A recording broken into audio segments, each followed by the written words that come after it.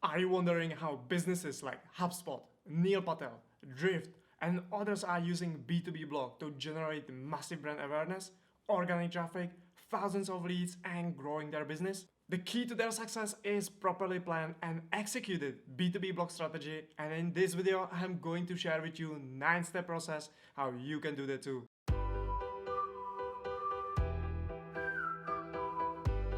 Hey, what's up AMs? I'm Edward Ziak from b2bdigitalmarketers.com, and in today's video I'm going to share with you 9-step process of planning B2B blog strategy to generate targeted organic traffic, leads, and meet your business objectives. But before we get started, did you actually know that if you tap the like button on this video, the SEO fairy will come and grant you one wish?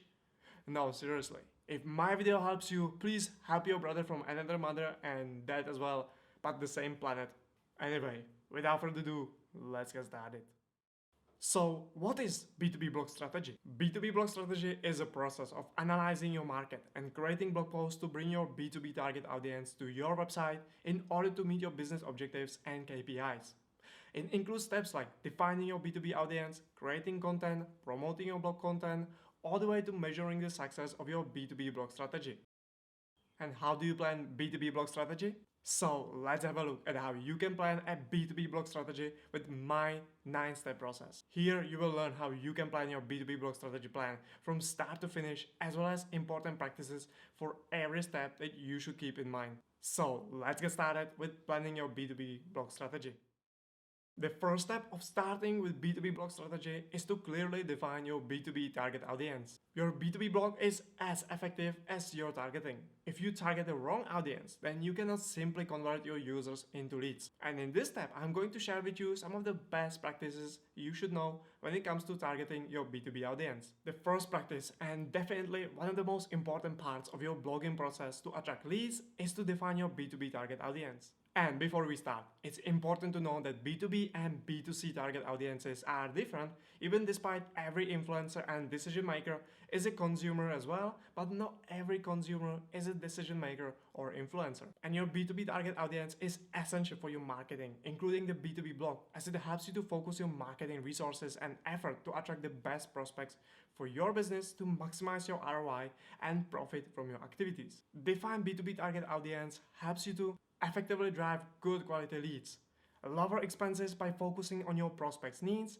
improve your messaging and information, and overall your personalization for your B2B content marketing activities. So, for example, here you can see an example of B2B target audience for SaaS, ERP, and CRM company. The second important practice when you are defining your B2B target audience is your B2B buyer personas. Your B2B target audience is an imaginary group of people that fits certain criteria that makes up the perfect customers or prospects for your company. And your B2B buyer personas are fictional characters which you create based on your B2B target audience and research to represent different ideal buyers that might be interested in your products or services. Having your B2B buyer persona profile will help you to better understand who might be your potential buyers, and based on that you know what topics you should cover on your blog in order to attract them to your website and create brand awareness. A great example of creating B2B buyer personas is HubSpot. If you don't know, HubSpot is selling inbound marketing, sales and service software that offers a full platform of marketing, sales and customer service and CRM capabilities, plus their own CMS software. And they know that the people that use their software most are in the roles of marketing, customer service, and sales. And if you look at the HubSpot blog, they are mostly focusing on topics within marketing, sales, customer service, and website in order to attract their potential personas. And the last important practice I have for you when you are creating your B2B target audience is to map your customer journey. The customer or buyer journey is a visual representation of your prospects and customers, and the actions they take from the beginning. They don't know anything about your company and the challenges they are facing to becoming the loyal customers of yours. It includes important aspects such as the buying process, user actions, emotions, pain points, needs, and solutions, and maps those aspects within the different stages of the buy journey. And the basic customer journey has 3 simple stages that are awareness, consideration, and decision stage. However, later on we will be talking about the 4-stage customer journey. And according to Gartner, the buying journey isn't linear and doesn't play out in any kind of predictable linear order. Instead, customers engage in what one might call looping across a typical B2B purchase. So the modern B2B buyer journey has changed and it's no longer a funnel but a loop. Or HubSpot calls it flywheel. Regardless which one you use, you need to have at least a basic customer journey map to effectively market with your B2B blog. The step number 2 is to define your goals and set your KPIs and targets for your B2B blog strategy. If you don't know where you go, then you will not get anywhere, or worse, get somewhere where you don't want to be. The same applies to your blogging for B2B. For you to achieve something worthwhile with B2B blogging, you must set your goals, KPIs and targets. So in this step, I'm going to share with you some of the best practices. So the first practice or step when you are defining what you want to achieve with your B2B blog strategy is to determine the goals you want to achieve. This is what you are trying to achieve with your B2B blog. So the common goals for B2B business are increase brand awareness, attract the new target audience, expand markets, increase trust with the target audience, promote product or service, become a recognized brand in the industry, grow email marketing list, and etc. And here is an example of my goals. The first goal or objective is increase brand awareness. The second one is attract new target audience. Third one is to grow email marketing list. Fourth one, increase lead generation. Fifth one, increase website authority. Determining your goals is the overall objective you are trying to achieve. It is the why you are starting with B2B blog in the first place and the desired outcome you want to achieve. And ultimately, it is what you will be looking at the end to determine if you are getting what you want, even if you are hitting your target KPIs. Alright, once you have your goals or objective determined, then you need to give metrics behind those goals so you know what to measure to see if you are getting closer to your objectives. Now, depending on the objectives you choose, there will be different metrics you need to track. So let me give you a few examples of defining KPIs to your goals. The first metric I will track is the impressions from Google Search Console. The second one, keywords ranking in SE ranking. The third one, average ranking in the USA. Again, I'm gonna use Google Search Console. For the second objective, I will measure the total number of blog posts, which I can see in the CMS, and the monthly organic traffic, which I can see in Google Analytics. For the third objective, I will measure the average conversion rate of my lead magnets. For this, I'm using OptinMonster. And just like this, I will set the metrics for other goals as well. As you can see, each objective has certain metrics that are tied together and from where I will be collecting the data. Also, be careful with setting your KPIs to your goals, as you can easily make mistakes and track wrong KPIs for your goals. And once you have your KPIs set to your objectives, it's time to set hard numbers or your target so you know what you are aiming for. So, going back to our example. So, objective number 1. The impressions, I want to have 10 million in Google Search Console in the last 3 months. The metric number 2, keyword rankings, I want to have 50,000 in SE ranking. And metric number 3, I want average ranking in the USA, 40. The objective number 2, the first metric is 100 blog posts, that's my target. And the metric number 5 is organic traffic at least 10,000 according to Google Analytics. For the objective number 3, I set average conversion rate of lead magnets around 0.5%. And again, I will set targets for all my metrics. As you can see, I add the target that I want to achieve. Of course, you also need to set the timeline of your targets, but I assume you are preparing your blog SEO strategy plan along with other marketing plans, so let's say this is for 1 year. So now, when you have your goals, KPIs and targets, you only have to select the right strategies to achieve your targets. For example, so for me to achieve 10 million impressions in Google Search Console, I will be writing blog posts for keywords with search volume of minimum 200. To achieve 50,000 ranking keywords in SE ranking, I will target 100 keywords with my blog post. And to achieve 40 as an average ranking in the USA, I will be 90% targeting only keywords below 70 keyword difficulty according to SE ranking. And again, I will set the strategies for all my targets so I can achieve them. As you can see, almost every metric has 1 or 2 strategies so I can achieve my targets. However, don't worry if you don't have a strategy for some of your metrics, as sometimes one strategy can address multiple metrics. Or you can also have more than one strategy per your target. I recommend up to 3 strategies, depending on the size of your team. And lastly, you can also find strategies that address one specific target, but influence others. Like for objective number 5. All strategies influence each other, but each of these strategies works best for the specific target. Step number 3 is to perform your keyword research for your blog post based on your goals, targets, and KPIs. Based on my KPIs, I want to produce around 100 articles for the next year. That means I need to have around 100 keywords to target. Also, I have said that I want to be targeting mostly keywords with keyword difficulty below 70. So I must take this into account as well. Now, I won't teach you how to do proper keyword research, as you can watch my video right here. Or you can read my article for this. However, let me share with you 2 important practices that you should focus on when you are doing keyword research for your B2B blog strategy. One of the most important parts of doing keyword research for your B2B blog strategy is to focus on targeting keywords across all stages of the buy journey. To do that, you must understand 2 things. First, the different stages of the buy journey, and second, the different types of search intent for keywords. There are 4 different stages of the B2B buy journey: awareness, consideration, intent, and purchase. And there are also 4 different types of search intent: informational, commercial, transactional, and navigational. As you can see, the buy journey and search intent are aligned. So, for you to target keywords across all stages of the buy journey, you just need to recognize the search intent of each keyword and then have a mix of all search intent keywords. And to recognize the search intent, you can use my table of keywords modifiers that indicates the search intent.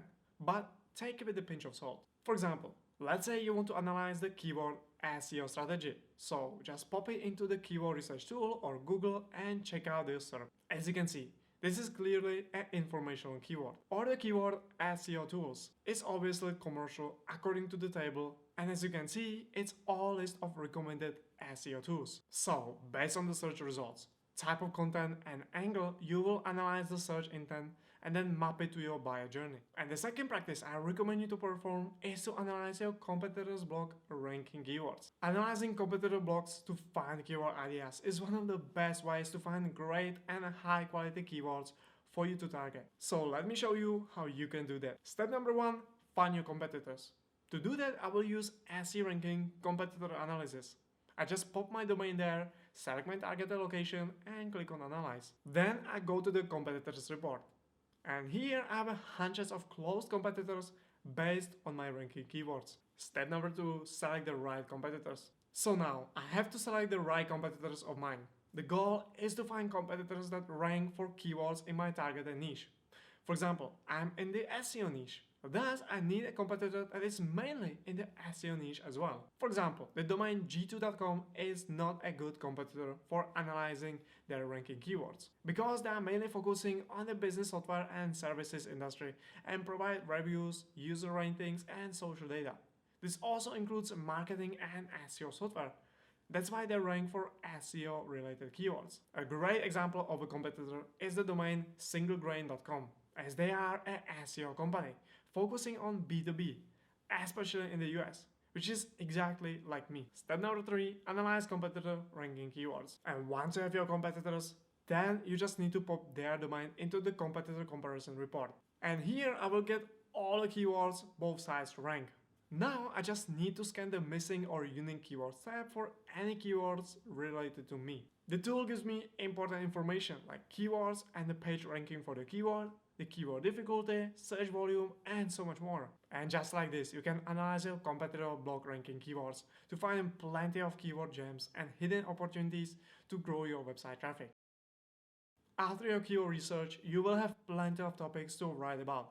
So the next important step is to create an editorial calendar for your B2B blog. An editorial calendar helps you to organize your content responsibilities for your team to ensure everything goes as planned. It helps with map out keywords and plan keywords targeting, frequency of publishing new content, creating content across all stages of the buyer journey, easily manage content team, keep your team accountable, improve the workflow of the content creation and promotion, and see what is slowing down your progress, and so much more. Now, most likely you have been already using some kind of content calendar if you've been doing content marketing for B2B. If not, then I recommend you using Simple Spreadsheet.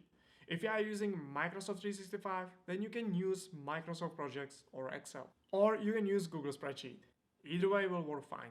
There are plenty of templates you can use and choose from.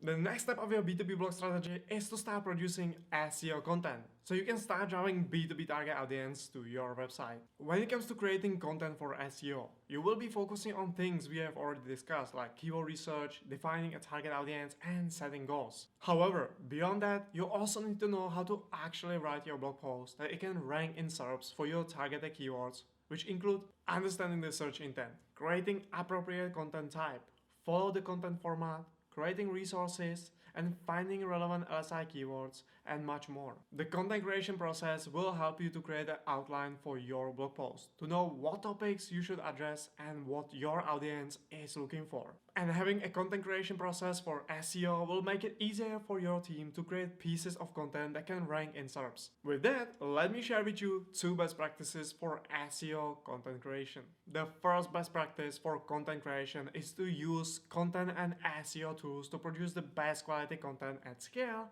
fast and efficiently. When it comes to content creation, there are a few tools I really recommend to have if you have the budget. With that, I will recommend you tools that you must have and the tools nice to have. Content and SEO tools must have. The first tool you always need is a keyword research tool. With keyword research tool, you want to discover the LSI, relevant keywords and related topics to your targeted keyword. And the recommended keyword research tools I am using are SE Ranking, Answer the Public, and BuzzSumo. Another very important tool I recommend is Writing Assistant. This will help you to fix your writing mistakes for grammar, spelling, style, tone, and more. And the recommended tool for this is of course Grammarly. And the last tool I really recommend to have to analyze your competitor blog post is competitor analysis. This will show you important information like how many backlinks they have and what keywords they are ranking for. For this, I recommend using SE Ranking. So here we have some of the content creation tools for SEO. And now I want to also recommend some nice tools to have to further improve your SEO results with your B2B blog strategy. Definitely one of the nice tools to have is a tool that helps you to quickly analyze ranking competitors and provide great outlines and NLP keyword suggestions. It gives you a keyword idea suggestions based on your niche and helps you to write content to boost your ranking and so much more. And the best tool I recommend for this is Surfer SEO. And of course, there are more tools you can use to improve your content workflow as well as optimization.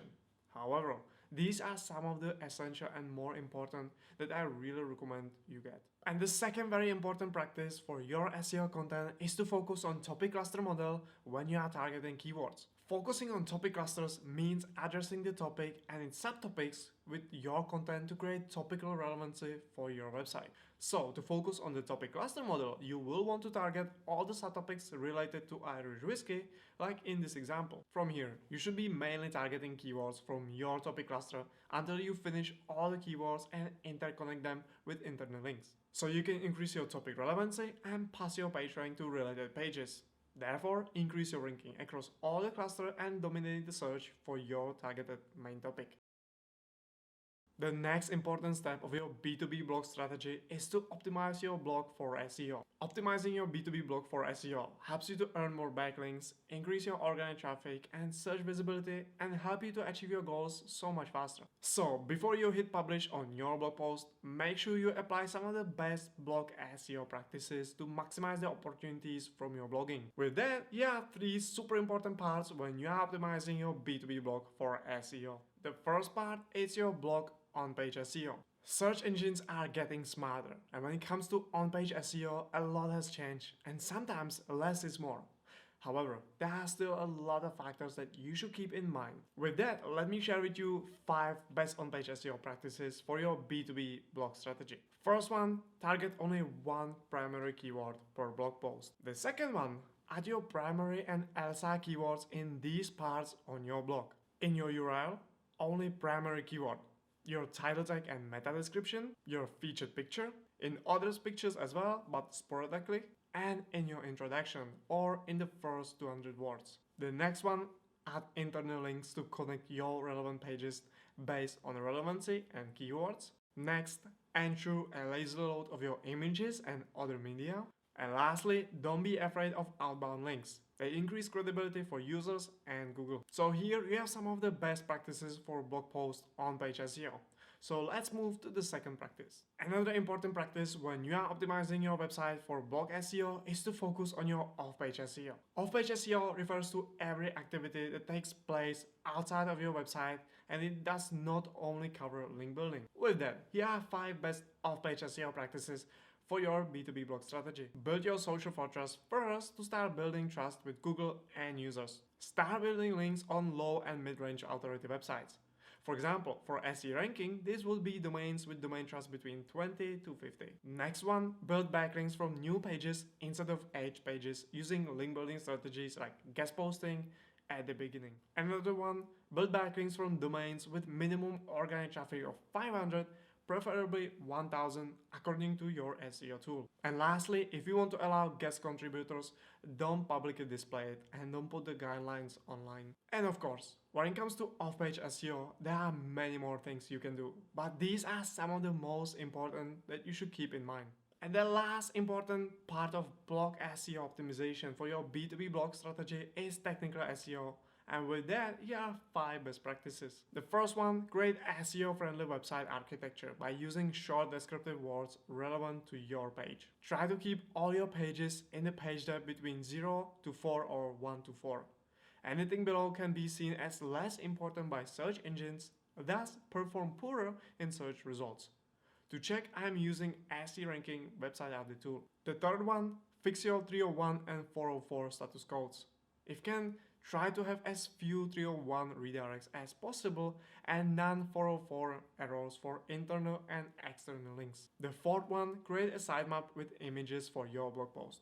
You can use the Rank Map plugin to do it for you. And lastly, ensure your blog posts load fast by optimizing your images, cleaning up your code using CDN and other technologies to load fast. Many seem to forget about technical SEO. However, it is important, nor even more than any other optimization technique. If your website does not perform well by the technical aspects like loading fast, then even the best quality content and most authoritative website will struggle with ranking and bringing users to their website. Therefore, before you spend so much money on link building and content creation, ensure your technical SEO is up to a notch. The next step of your B2B blog strategy is to create a lead generation strategy. As one of the primary reasons why you should start with B2B blogging is for lead generation. Blogging is not only great for brand awareness, link building, and increased trust with users and search engines, but ultimately you can drive a lot of high quality leads, improve your conversions from marketing qualified leads to sales qualified leads, and even close the sales. B2B blog is a great way to boost your lead generation, and one of the greatest examples of using a B2B blog strategy for lead generation is HubSpot. HubSpot blog is generating 10,000 leads each and every month with over 14 million organic traffic and 1.9 million ranking keywords according to SE Ranking, and producing 200 blog posts every month. HubSpot was hammering on B2B blog strategy since the very beginning. They started in 2006, and now they rank in top positions pretty much for every of their targeted keyword. They even posted a blog post to show how important is a blog for small businesses in 2006. So with that, let me show you some of the best practices to generate leads with blog posts. The first practice and one of the best ways to collect email subscribers and start a lead nurturing campaign to generate leads is to create a specific lead magnet for your blog post. And now, there are 2 versions of doing this depending on the size of your team and budget. If you are having a larger marketing team with 5 or even 10 people, then you can create specific lead magnets for your blog post. A great example of this is a HubSpot, as they have a massive collection of downloadable content and create specific lead magnets for every of their blog posts. For example, their HubSpot blog post, How to Start a Blog, has a blog post template to download. Or their blog post, Does My Business Need a Website?, has a lead magnet about their CMS. And basically, they create specific lead magnets for every of their blog posts to generate the best results. However, the problem with such an approach is that it is extremely resourceful heavy to create, manage, and keep updated this kind of library of resources. Therefore, if you have a small marketing team and budget, then you can create lead magnets based on your blog post category. For example, Brandin is mainly focusing on SEO category articles, so he created a lead magnet just for the specific category. And he did not have to create a specific lead magnet, as he just need to take one of his blog posts, create a PDF or ebook version, and use it as a lead magnet. For me, I'm in the SEO niche as well. Therefore, I can take my comprehensive guide for SEO strategy and then create an ebook and then offer it across all my SEO articles. And I can do this even alone. I only need to pay some freelancer on Fiverr or anywhere else to create me nice ebook from my article and I'm done. And just like this, you can easily create lead magnets for your blog posts and start collecting leads and email subscribers. The second important practice is to create an effective call to action for your blog posts and lead magnets. When it comes to CTA, the sky is the limit and your imagination is what will lead the way.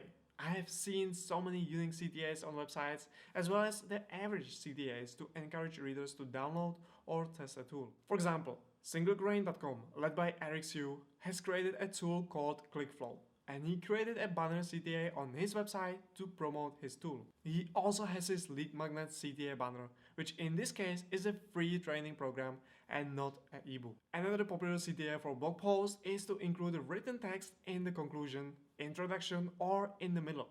A good example is an active campaign using this method. Or one of my clients use CTA for both lead magnets and their system at the end of their article. What's great about CTA for blog posts is that they can be easily customized and managed to generate brand awareness and leads from your blog post. And I recommend you always look around for good CTAs ideas when you are browsing. You will be surprised what creative ideas you can find and use for your own B2B blog. And the last important practice I recommend you to do is to set up retargeting for your website. Retargeting can help you with many of your goals, including brand awareness, driving sales, and lead generation. And on average, only 2 to 3% of visitors will convert on your website according to some researchers. This of course includes anybody who takes an action on your website, whether download your lead magnet, sign up to your webinar, or request for a demo, pricing, or get in touch with your sales. With that being said, retargeting is a great way to address the rest of the 98% of visitors that did not take any action on your website and left. Having set up retargeting from main platforms like Google, Bing, LinkedIn, Facebook, and Twitter enables you to store the history of those that visited your website and create ads to address them, thus increasing your conversions. And even if you don't plan to start with retargeting ads, it's better to have the audience already prepared in case in the future you will start with retargeting. It does not cost you anything and can help a lot. Another essential step of your B2B blog strategy is to promote your newly published blog post. There are many ways how you can promote your blog post, and according to Brandin, promoting your content should take more time than creating it, or at least the same amount of time. With that, here are some of my favorite ways to promote your blog post. The first way to promote your blog post is by creating a newsletter for your blog. A newsletter is one of the easiest yet very effective strategies to promote your blog post, and there are numerous ways how you can do that. For example, HubSpot created a newsletter based on your profession or interest to deliver on a blog post you want. And then, once a week, they send you an email newsletter. Or Matt Diggity is sending email newsletter to promote his blog post and videos with his subscribers. Or Brandin is using the newsletter to share his new and updated articles and pages with his email subscribers as well. With that, I just want to say, using the newsletter to promote your articles is not rocket science, and simply creating a way for your readers to subscribe to your newsletter can be a great way to boost your traffic to new blog posts and even generate new backlinks. Another great practice that you should definitely implement for every of your blog posts is to share it with those you have mentioned in your article. This is one of the greatest link building and brand awareness strategies everybody can implement with minimum effort. You just need to make a list of those you have mentioned in your article and then reach them out and inform them you have used them as an example, use their research or their article. For example, as you can see, I have mentioned HubSpot, Matt Diggity, and Brandin in this video as the great examples. So what I can do now is just send them a short personalized email about the mentions and say thank you. As you can see, I am very personalized. He recently shared that one of his investment houses got burned down, but luckily insurance covered that. Also, I'm just informing him, not asking for anything, as it is my first email and I want to create a connection by offering value upfront. And if he likes it, he might share it with his followers or even link back to me if he found it useful. Remember, you want to use the rule of reciprocity in a natural and friendly way without them feeling being pushed to do something. Another great way to promote your blog post is through the skyscraper technique. The skyscraper technique developed by Brandin is a way how you should think about creating blog posts on your website regardless you are doing it for promotion. Basically, this technique is all about creating better, more comprehensive, and in every way more superior content than your competitors by analyzing SERPs for your targeted keyword. For example, if you are targeting the keyword how to clean computer screen, then you will want to analyze the current ranking competitors in the SERPs using Google or keyword research tool. And by going through the ranking competitors, you will see what topics each of them covered in their articles, and you will want to address those topics as well in your article, and even consider adding 1 or 2 extra topics to play it safe. On top of that, you will want to provide more information as well. However, this doesn't mean having more words in your article, but more value that ultimately helps your readers. Then you will want to analyze other aspects, such as the graphics they are using.